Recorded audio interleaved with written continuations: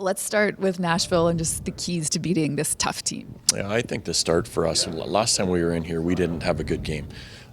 So this is an opportunity for us to, one, make amends for that and make sure we're ready to come out hard and ready to skate tonight.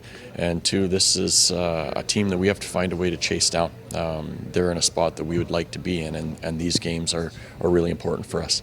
You guys have had much better starts lately, but the last two finishes were a little dicier. What's going on there? The last one, I think sometimes when momentum shifts in a game, sometimes it can be hard to shift it back.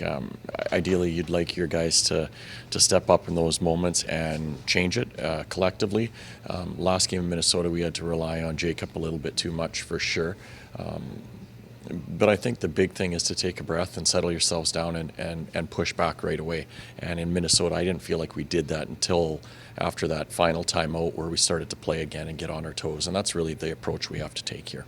What are you seeing from your fourth line? It looks like in that last game, especially the first period, they created some energy, no points. But are you getting what you want from them? From that game, yeah, they were effective. And when you look at them, Adam's a big man, AJ's a big man, and he's got some speed.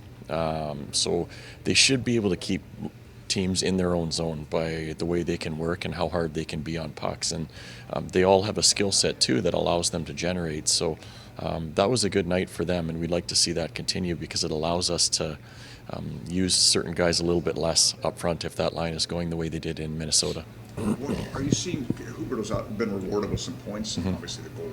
Yep. Are you seeing other things out of his game despite beyond the fact that he's put up some points? Well, the last two games, I think you could see a little bit more chemistry between line mates. Yes. And there is a little bit more urgency on that line, I think, on their part to have more impact on the game. So whether that's Jonathan, whether that's Elias, or whether that's Sharon, I mean, you can see a little different vibe from it. So hopefully that continues for us, and having them score the way they have the last few games it's a really good sign. Yeah, do you feel like, because you've tried that before with him and Elias, yeah. But Sharon Govich on the other That's one, right. I think it's a nice mix now. Yeah. Like that, on that too, so. Yeah, so, I mean, when you look at it, your centerman that's a right-hand centerman going to the left side a little bit more often, and he has a shooter on the other side that's got some speed. Yeah. So when you put the ingredients together, it should form something nice, and that's the challenge now, is to find a way to make it consistent so they're a threat every night for us. That's what we need.